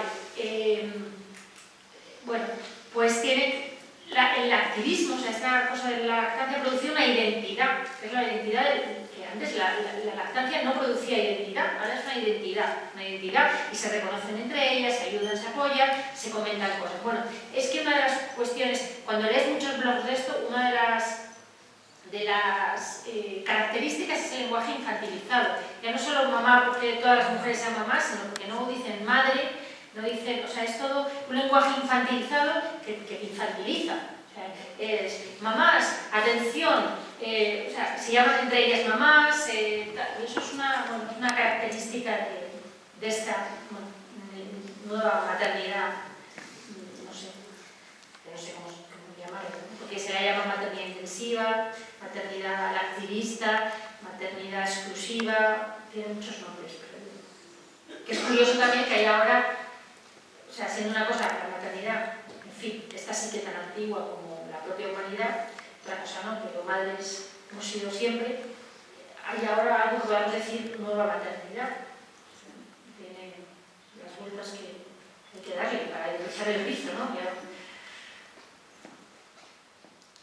Ahí, yo, enlazando con tu discurso, claro, esta maternidad idealizadísima, está generando también que haya un énfasis en una ocultación muy, muy deliberada de maternidades frustradas y frustrantes y castrantes a todos los niveles, ¿no? Suicidios de muchas embarazadas, que jamás ver los índices por ningún sitio, y yo he tenido casos cercanos, pero jamás lo vas a ver en ningún sitio. La violencia obstétrica, que también se está poniendo sobre la mesa, curiosamente desde Latinoamérica más, las depresiones por parto típicas y tal, ¿no? Y luego, bueno, de alguna manera, el debate que tenemos ahora también sobre la mesa, que están corriendo ríos de tinta, y ayer a las tantas de la madrugada, sin ir más lejos, en la 2 hubo un debate sobre vientres de alquiler, y hasta qué punto también cómo choca discursos que además vienen desde la Iglesia y desde la derecha y desde el nacionalcatolicismo en este país, sin irnos más lejos, que también tenemos casos muy cercanos, mucha gente, yo no sé quiénes estáis aquí, pero desde luego que yo tengo casos cercanos de cómo sistemáticamente el robo de niños, que es algo que ahí está y que se ha hecho de una forma también sistemática, ideológica, mercantilista y salvaje, diciéndole a las madres pobres, rojas y de dudosa moralidad desde instituciones eclesiásticas y de poder, que se habían muerto los hijos en el parto. O sea, qué salvajadas de verdad se han cometido en este país para que estemos ahora en estos niveles de idealización maternal y de... O sea, de verdad como... es que es todo bastante esquizoide con este tema. Entonces, sí, yo creo que son cosas que hay que tener también en mente, y un poco lo de los vientres de alquiler también, que comentes un poquito, que creo que... Bueno, es que ese tema me pone tan nerviosa que no quiero ni comentarlo, ¿no? Ya. Pero por otra parte, fíjate lo contradictorio que es vivir un discurso de idealización de la maternidad, donde el apego, el vínculo, no sé qué, y luego es todo lo contrario, o sea, eso no existe nada, no pasa nada. Y coexisten dentro del mismo discurso, incluso dentro de la misma sociedad, dentro de incluso a lo mejor de la misma persona, del mismo sector ideológico, etc. hasta qué punto o sea, pueden coexistir cosas que son absolutamente contrapuestas. El robo de bebés ha sido una Sí, barbaridad. sí. Yo no sé si la gente aquí sabemos los datos, pero Sí. es que fue desde el principio del golpe militar de la dictadura hasta casi los años 80. Sí, sí. O sea, es que han sido además miles y miles. A pesar de eso, totalmente invisibilizado. Claro, a pesar y luego de la que madre. No, para nada ha merecido la importancia. Es decir, si en el fondo lo que pasa es que somos vehículos, eso es lo que comentaba antes, ¿no? Que demuestra la poca importancia que tenemos como sujetos. Y somos vehículos de lo que haga falta. Entonces, lo mismo te dicen que hay que idealizar la paternidad, que entonces ahora no pasa nada y lo de los vientres de alquiler es muy natural porque hay que. Y la misma persona, o sea. Y no hay, y sobre todo, y no somos nosotras las que decidimos en ningún caso, es algo que también, en todo caso, lo que quiere decir es que no hemos conseguido. Si lo ves todo en conjunto, deprime mucho, porque, en fin, en general, deprime bastante todo. Pero esto especialmente porque lo que demuestra es que bueno, hasta qué punto no hemos conseguido las mujeres ser dueñas de nuestro destino, de los discursos que hacen referencia, no somos creadoras de los discursos que hacen referencia a nuestras vidas, nos siguen viniendo impuestos desde fuera, y como somos vehículo de la ideología, de la necesidad ideológica, política, etcétera, del momento. Eso es bastante terrible. El tema del vientre de alquiler creo que es horroroso y creo que es un ataque, o sea, yo creo que es de las peores cosas que nos han pasado. Dicen, no sé qué de la prostitución no tiene nada que ver, porque además creo que es un ataque directo a los derechos reproductivos de las mujeres y creo que es el inicio de un camino que no sé qué vuelta atrás tendrá. Me temo que no sé qué vuelta atrás tendrá, porque lo que significa es un ataque brutal, que nos está diciendo bastante.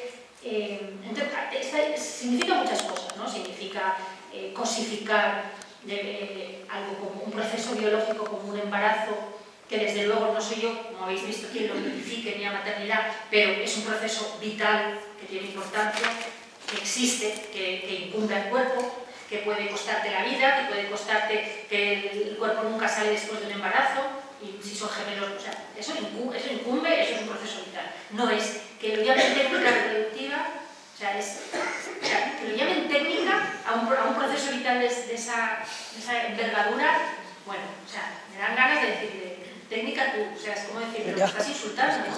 No puedes llamar técnica a un embarazo y a un parto. Segundo, supone un ataque al derecho al aborto, que tanto ha costado conseguir y tampoco ha conseguido estar. En un mundo no está sin conseguir y aquí está siempre, aún sigue, porque supone asumir que una mujer no es, o sea, que el embrión pertenece a alguien. Es que eso es que lo segundo y muy cercano es decir que pertenece al padre, porque qué más da que el padre sea de probeta que de pene, qué más da. O sea, el embarazo es el mismo.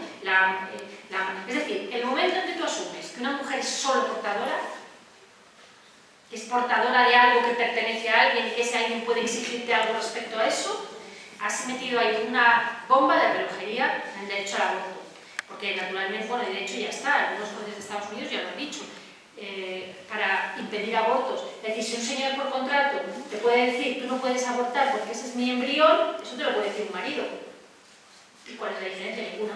El del embrión de probeta es igual de padre biológico que el marido. Y la mujer es solo la vasija que lo cubre, ¿no? que lo porta. Vale. Y como mucho será medio dueña. O sea, como mucho. Ahí metes una bomba de relojería. Y en segundo lugar significa una banalización absoluta. Es decir, ¿en qué momento, y lo tercero que iba a decir, en qué momento se ha decidido, sin nuestro consenso y sin nuestro concurso y sin nuestra palabra y sin nuestra nada, en qué momento se ha decidido que la cuestión biológica manda sobre la gestación, por ejemplo? Es decir, el derecho de filiación ha sido un derecho, o sea, que la madre es la que pare es algo que ha sido siempre, ¿no? Y que, bueno, que eso haya sido sustituido en minuto y medio por la madre es la que paga, sin mayor debate, es decir, como mucho un debate profundo. La madre es la que paga o el padre es el que paga. Y la madre, la que pare, ya no es nada. No es, bueno, es que eso significa una ruptura de un derecho fundamental, y como digo, sin nuestro consenso, porque no hemos creado nosotras el discurso. Dicen, no, es que decía el otro día uno de estos de una asociación, no, es que la gestante, hablan así, ¿no? La gestante, no, es la madre, pero bueno, la gestante es como llevar a un niño a una guardería. O sea, ¿quién eres tú para decidir lo que significa un embarazo y un parto, el vínculo que se crea, y sobre todo que eso no es una maternidad, cuando es una maternidad legal, antropológica, social, psicológica, histórica y culturalmente? Que yo no soy, si luego, ya sabes, yo el discurso que he hecho antes está claro que no soy de romantizar, que luego no quieres ser madre, lo entregas al Estado, que lo dará en adopción. O sea, encima lo confías a un servicio público que se ocupará, porque no tienes obligación, pero que eres la madre en el momento en que ese niño nace, que te puedes arrepentir de cualquier contrato. ¿Cómo puedes firmar un contrato en un estado de no embarazo para luego decidir? O sea, un embarazo te cambia la mente, el cuerpo, en fin, es un trastorno biológico absoluto, y por tanto puedes cambiar de opinión, y la madre es la que pare. Luego, entonces me parece una... parece terrible que además haya entrado, como hay famosos que salen diciendo, no sé, y además es una banalización. Lo que me deprime es lo que significa, que lo comentaba antes, de demostrar un poco, siempre tengo la sensación, de lo solas que estamos, ¿no? De lo poco que importa, o sea, de cómo solo nosotras, y cuando digo nosotras somos las feministas, ni siquiera todas las mujeres, lo solas que estamos en una lucha por nuestras vidas.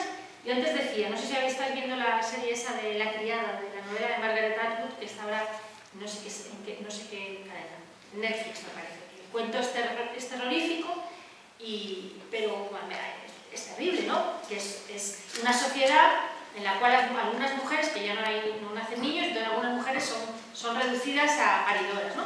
Y bueno, pero el cuento empieza en un Estados Unidos de ahora. O sea, no es un futuro donde ya la gente va... No, es ahora. Como de repente un día, viendo que no hay niños y que ellos se mueren y tal, bueno, se decide que las mujeres no pueden trabajar fuera de casa. Eso es una ley. ¿Y quién sale a la calle a protestar? Pues muy poca gente. Pero la pregunta es, si ahora mismo una ley, porque eso ha pasado ahora en Afganistán, y ha pasado en Irán, y puede pasar en Turquía mañana sale, bueno, se produce, hay un poco de lío, hay todavía menos trabajo, hay manifestaciones, en fin, hay cierta tensión social. Y en algún momento alguien decide que dificultar, yo no digo prohibir, dificultar que las mujeres trabajen fuera para favorecer que se queden en casa criando. ¿Quién sale en la calle? Por nuestras vidas. ¿Quién sale? Nosotras. Y algunos hombres, pero pocos. Porque luego habrá hombres que son progresistas y que son feministas, mujer, pero ¿qué importa? Porque en el fondo el patriarcado se incardina en cada uno de nosotros. Y los hombres, yo me imagino, amigos míos, ¿no? Ya, pero hombre, ¿qué importa? Pero mira, así nos tienen más, así está más tranquila, así no sé qué, así puedes ser madre. ¿Tú no querías ser madre? Pues ahora puedes tener, yo qué sé, y jugarte la vida y nuestros derechos, ¿a quién le importa? Porque vemos que van y vienen. Vemos países donde de un día para otro te los quitan y no pasa nada. Así que bueno, eso. Quería comentar una cosa sobre esto del mito de lo natural, ¿no? Hay una paleontóloga y antropóloga que ha vivido que dio una conferencia aquí y que dedica toda su vida a estudiar la evolución del parto desde el punto de vista evolutivo, y daba un montón de argumentos fisiológicos, antropológicos, paleontológicos, para decir que como nos ha crecido mucho la cabeza, pues, y ha cambiado también con la geometría del canal del parto y todo esto, pues manejaba la idea de que como especie, digamos que hay un principio evolutivo y de supervivencia que es la asistencia al parto. Es decir, que la asistencia al parto no es una cosa moderna, y que el parto, la idea de una mujer que se va a parir allí detrás de las matas, ella sola, de cuclillas y todas estas cosas que dicen ahora, pues ella lo que dice es que realmente si no hubiera habido una ayuda, porque ahora mismo digamos que hay que girar la cabeza a la mayor parte de los niños para que puedan salir, y eso requiere una ayuda, Y eso es una cosa que se ha puesto en práctica desde las comunidades paleolíticas, ¿no? Entonces estamos inventando constantemente pues, mitos de lo que es natural, de lo que es guay. Totalmente cierto. Yo he estudiado mucho a una que se llama Kirby o algo así, es que tiene un nombre, pero que tiene un libro muy, se llama El mito de lo natural y tal, y bueno, es que es así. O sea, el dolor del parto, que solo tenemos las humanas, con respecto a otros animales, el dolor y la dificultad del parto tiene que ver con que somos bípedas, y con el progreso, y la cabeza. Y entonces, efectivamente, nuestros partos requieren ayuda. Y desde el principio, parir sola es un mito, no es verdad, porque hay mito de que no sé qué tribus, yo he leído, bueno, es un mito. Parir sola, puedes parir sola, pero es muy probable que mueras tú y el niño en muchos partos solos, cosa que no suele pasarles a las vacas. Pero a otras sí, es decir, por ser bípedas y por tener la cabeza grande y pensar, pues nuestros partos requieren apoyo. Luego, nuestros partos no son naturales en ese sentido y, sin embargo, efectivamente requieren apoyo y, además, pues, cuanto un apoyo más técnico, mejor, ¿no? Ahora estamos de moda parir en casa, con lo cual estoy segura que los hospitales deben estar encantados porque el ahorro es bestial. El ahorro, de verdad, el ahorro de no tener una habitación ocupada, de las matronas, el personal, todo, pariendo en casa. Que yo entiendo que existe violencia obstétrica, que también es cierta, que tenemos derecho a exigir ser tratadas como queramos. Quiero parir porque parir tumbada parece que tampoco es lo más cómodo, lo que sea. Pero efectivamente, ese mito de lo natural, o sea, en nosotras no aplica. En los humanos estamos todo el rato, no hay nada que sea natural, es todo una mezcla de... Sí. Sí, bueno, iba a decir una cosa, pero solo te quería decir que a los bebés no hay que girarles la cabeza, es lo que hacen ellos solos. Bueno, A veces. No sé, Hay que ayudarles esta a veces. investigadora que luego ponía, digamos, perfiles de perfil de cráneos y ganas de parto de distintos homínidos, y desde luego el nuestro es O a la mujer si un la problema dejas complicado. parir libremente y que se mueva, y no se debate de hoy, pero bueno, no, el bebé hace el giro, creo que son muchos días y no hace falta, pero bueno, que no voy a hablar. No, sí. Evidentemente no entiendo mucho. Lo que es una mutualidad. Escuchándote, bueno, pues supongo que me pondrías la etiqueta del activista de madre intensiva, todo, me llevo el pack completo. Entonces, bueno, te quiero decir que hay mujeres que realmente hemos decidido que sean nuestros hijos porque hemos querido. Yo soy la primera, que bueno, yo cuando tuve mi primer hijo yo tenía mi trabajo, un trabajo precioso, que ganaba mucho dinero, y a los, bueno, que alguna persona me conoce, no voy a decir nada que no sepan, ¿no? Y a los 2 de tener a mi primer hijo, pues decidí que no quería volver a trabajar. Y yo tuve que luchar contra mis compañeros de trabajo, mi familia, mis amigos. Yo recuerdo el día que una amiga me dijo, pero ¿cómo vas a dejar de trabajar con lo moderna que tú eres?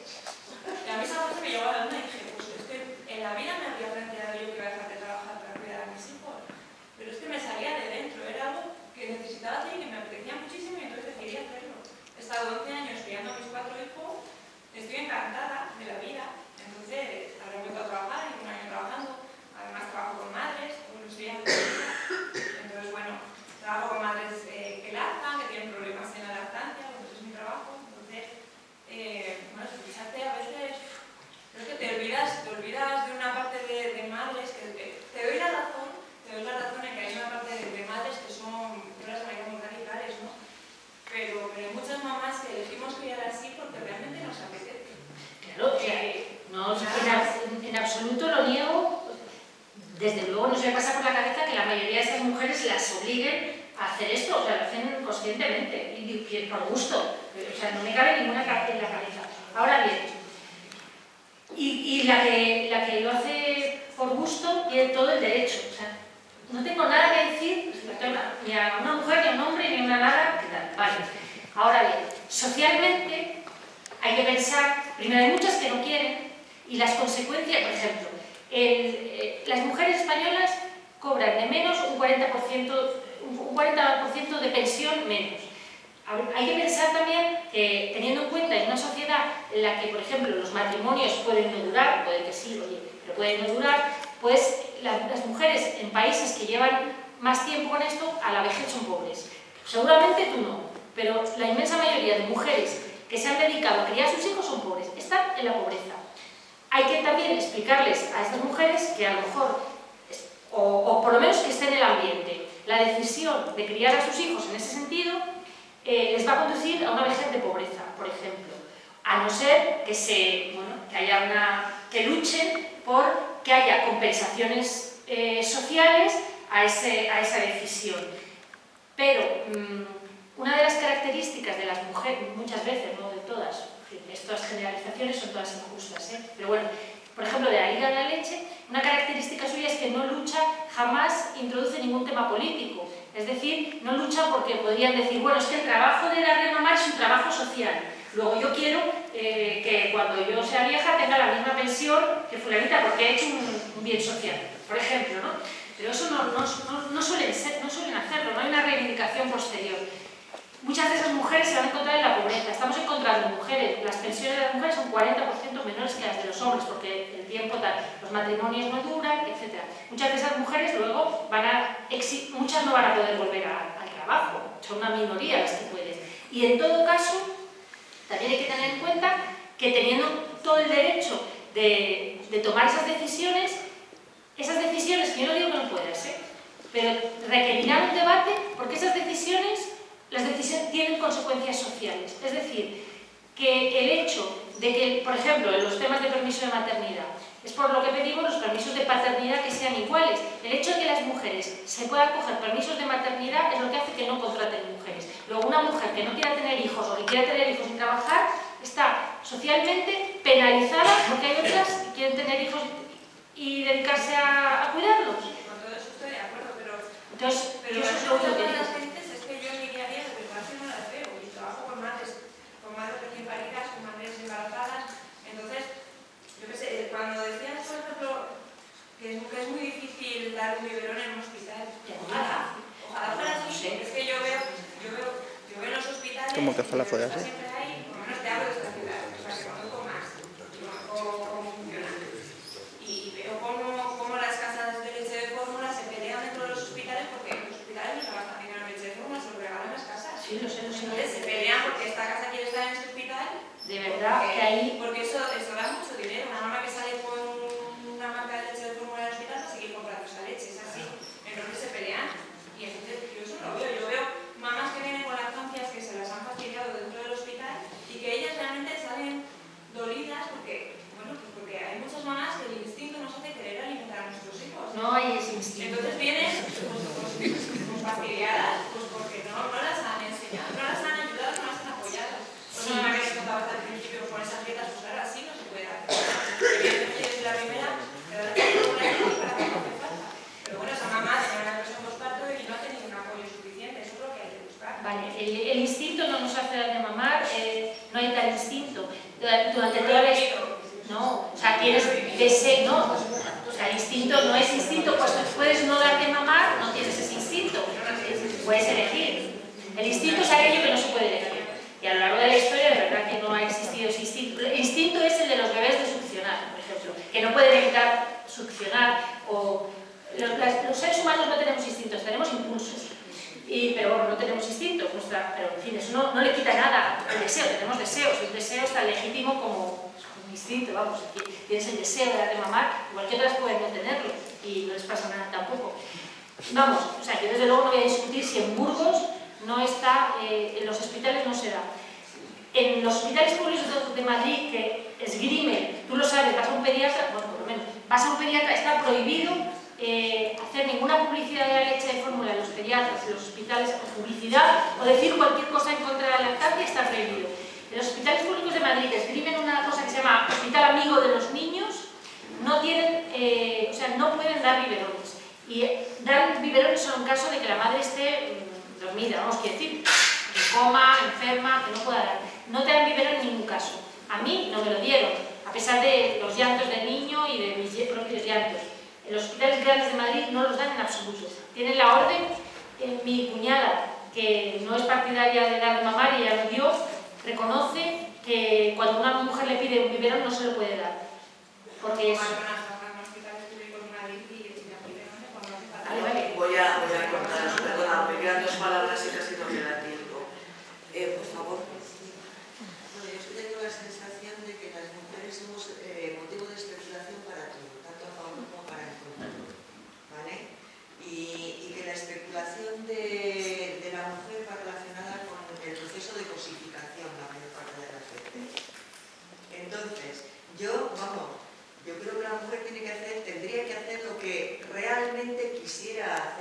que nadie se metiera en su ámbito y poner las circunstancias para que ella elija libremente y pro.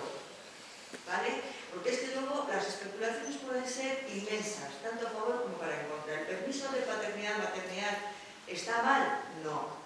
Lo que está mal es el sistema de mercado, tal como está configurado, que no coge a la gente cuando teóricamente resulta que no va a ser productiva. Es decir, el mal no está en el permiso de paternidad, maternidad. Está en el sistema de mercado tal como está configurado, en el cual a nosotros se nos cosifica porque vamos a ser producto de mercantilización. Y yo ya estoy un poco harta de esas cosas y creo que la mujer tiene que hacer lo que realmente se la ponga a los caracteres. Así es. Claro. O sea, lo que Crear pasa... las circunstancias para que pueda ir. Claro, lo que pasa es que no se puede hacer lo que una quiera. Es muy difícil hacer lo que una quiera. Hay discursos culturales muy potentes que no nos dejan hacer lo que queramos. Las mujeres, el hecho de que podamos ser madres no quiere decir que queramos ser madres. Unas querrán, otras no. Unas querrán dar de mamar y otras no. Y lo que yo venía a decir es que cuando históricamente las mujeres, o sea, cuando ha habido un cambio radical respecto a las prácticas maternales en los últimos años, es siempre por algo. Y siempre, bueno, hay una cuestión oculta. El permiso de maternidad, por supuesto que no está mal, es un derecho de las mujeres, un derecho y además tiene que ser más largo. Lo que pedimos es que haya un permiso de paternidad igual, porque el permiso de maternidad en exclusiva ya es una declaración de principios de quién se espera, la sociedad, quién espera que cuide al bebé, las madres. El permiso de paternidad tiene que ser igual de largo, tiene que ser igual de obligatorio, igual de pagado. Por eso estamos pidiendo permisos de paternidad iguales, intransferibles y pagados al 100%, porque es la única manera de que, primero, se mande un mensaje sobre que a los bebés los cuidan padres y madres por igual, y segundo,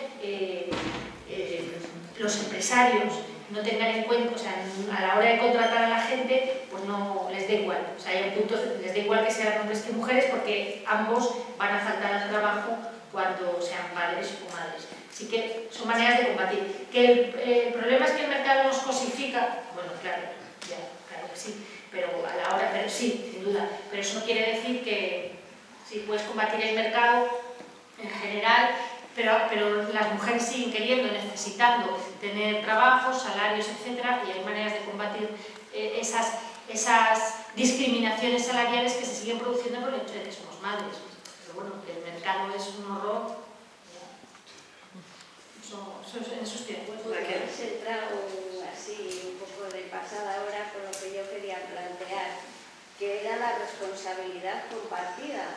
Porque muchas veces hemos dicho y queremos combatir la idea de que a las mujeres se nos educa para ser cuidadoras, amantes, buenas madres, y los hombres, pues los fuertes, los que llevan el trabajo. Entonces, que había que compartir todos esos sentimientos y, bueno, pues es que había echado yo un poco en falta que la maternidad y paternidad sea algo compartido. Si es decidido conjuntamente, la responsabilidad debe ser compartida a todos los niveles.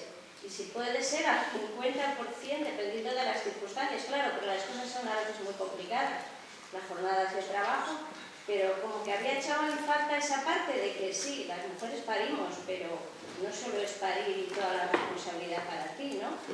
Y además que creo que también el padre tiene derecho a desarrollar esos afectos con la persona que han elegido entre los dos traer al mundo, ¿no? Hay que... Ese era un poco lo que quería decir. Sí, no, totalmente de acuerdo. Y además creo que uno de los retos, mira, antes me preguntaron por uno de los retos del feminismo, y como siempre tengo tantos, no, hay que desmaternalizar a las mujeres y maternizar a los hombres. Porque creo que las consecuencias de maternizar, vamos a llamarlo así, a los hombres serían muy buenas para la sociedad en general, y hay que desmaternizar. Con eso quieres decir que la educación actual está carente de esa línea, ¿no? De que probablemente estemos educándonos de una forma diferente y sin tener respuesta para que los hombres y las mujeres sean capaces de responsabilizarse de sus decisiones y de estar pendientes siempre del cuidado de los otros. Posteriormente será de sus hijos, de sus padres, de sus compañeros. Yo creo que, de todas formas, sí, o sea, estoy de acuerdo, y la educación no va en el sentido... O sea, ahora hay más machismo que nunca entre los adolescentes y los jóvenes, pero bueno, no voy a entrar en eso. De todas formas, sí también quiero decir, con respecto a lo del cuidado, que yo tengo muchas dudas con lo del cuidado, porque es verdad porque creo que cuidar es una opción y que existe el derecho a no cuidar. Eso creo que es un derecho también, y que no se puede obligar a nadie a que cuide. Desde luego tu hijo, si lo tienes, sí. Eso quiero decir, es una obligación ética y es evidente que has tenido, si lo has tenido porque has querido, ¿no? Pero no es un derecho, no es una obligación. Y creo, pero sin embargo, sí existe el derecho a ser cuidado. Es decir, todos los seres humanos tenemos derecho a ser cuidados cuando necesitamos. Sí, pero no a cuidar obligatoriamente. Luego esa disfunción hay que encontrarla en el cuidado social. Es decir, creo que lo que sí es una obligación es que exista el cuidado social. Que te cuiden cuando necesites. Que te tenga que cuidar tu hijo o tú eso te lo ganas o trabajas durante tu vida, lo que quieras. No es una obligación de nadie. Y en todo caso, creo que existe el derecho a no cuidar, que yo vuelvo a insistir en lo que antes, me da mucho miedo la idea de privatización de los cuidados. El cuidado es una responsabilidad social. Y aunque está... Y te lo ganas, quiero decir que si tú quieres a tus padres, los cuidarás. En la medida que tus padres te hayan querido y hayan sido... quiero decir, la medida que te apetezca y se lo hayan merecido, vamos a decirlo así, porque ningún amor es incondicional. Hay que ganárselo. Si tus hay padres, madres, pues son mala gente. El hijo es bueno quererlo. O sea, a mí el amor incondicional no existe. Ni por hijos, ni por padres, ni nada. O sea, hay hijos, padres, hermanos, parejas que no se lo quieren. Bueno, y luego hay gente que no tiene ninguna gana de cuidar y es la que es egoísta porque realmente hay que, pues claro, con todo el derecho. Es que eso no es una obligación. O sea, la obligación de ser buena persona no existe. Entonces, claro, entonces vamos a ver, y la obligación de los cuidados no hay por qué exigir que estén privatizados, porque cuando están privatizados ya sabemos lo que hay, pero bueno, es decir, que vamos a ser nosotras. Pero quitando eso, que vamos a imaginar que no es nosotras, es decir, es más fácil cuidar socialmente. O sea, se tardará menos en poner residencias para personas mayores dignas que en cambiar la mentalidad patriarcal. No digo que no tengamos que cambiarla, pero es más larga. Pero mientras tanto, vamos a que haya residencias para mayores, pues como en países que sí han desarrollado mínimamente el estado de bienestar. O sea, Suecia, Noruega, todo el mundo tiene derecho a ser cuidado. Y si no tiene un hijo que le quiera... Claro, eso tiene que ver también con el deseo legítimo o deseo no legítimo. Como te dejo pensar en que tú tienes un deseo, lo que yo quiero no es legítimamente aceptado, vas a tener más de un problema, claro. Entonces, es complicado, es muy complicado. La sociedad yo no creo que está por eso, por ir abriendo cauces. La sociedad, o sea, nosotros. En realidad, respecto a las mentalidades, y ahí es otro asunto, pero respecto a políticas públicas de cuidado, eso ya está inventado, tampoco estamos inventando la pólvora. Hay países donde las escuelas infantiles, o sea, en fin, el cuidado, es que es así de simple, que a veces parece que estamos inventando, y en Suecia, por poner un ejemplo, porque yo trabajo mucho, las residencias de mayores, la asistencia en casa, o sea, Vicente Marqués, no sé si lo conocéis, un economista, bueno, escribe a veces, que dice que su suegra es sueca, ya murió, tenía, por derecho de ser sueca, 5 personas, que iban a su casa todos los días.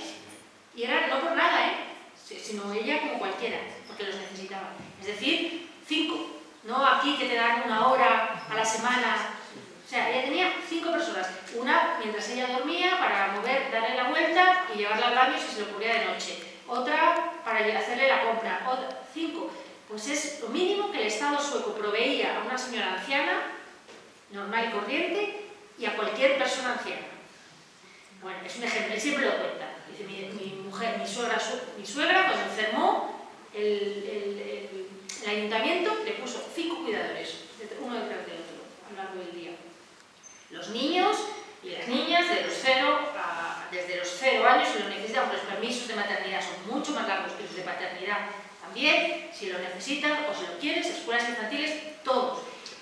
Las personas dependientes gratuita en casa. Es decir, son políticas públicas que a veces, lo digo, son políticas públicas progresistas. Lo digo porque estamos tan lejos de eso y hemos estado siempre tan lejos que nos puede parecer que eso es como el paraíso, o sea, que eso es algo, vamos, como la revolución hecha una utopía inalcanzable.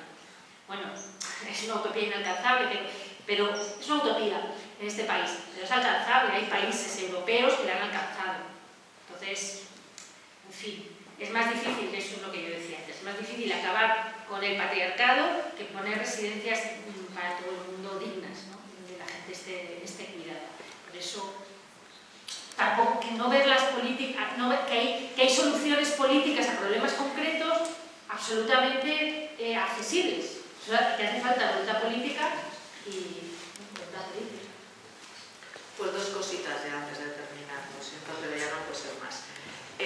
La próxima conferencia será a finales del mes que viene, pero no va a ser en esta sala, sino que va a ser en la sala capitular del monasterio de San Juan. Pero vamos, que ya lo divulgaremos. Y otra cosita que habíamos dejado ahí un folio, por si alguna persona de las que están aquí no ha dejado su correo electrónico y quiere dejarlo para que le enviemos información de IPAC y además, pues que está la hojita ahí fuera. No podemos estar más rato porque tampoco queremos molestar al celador que necesita cerrar ya la sala. Muchas gracias.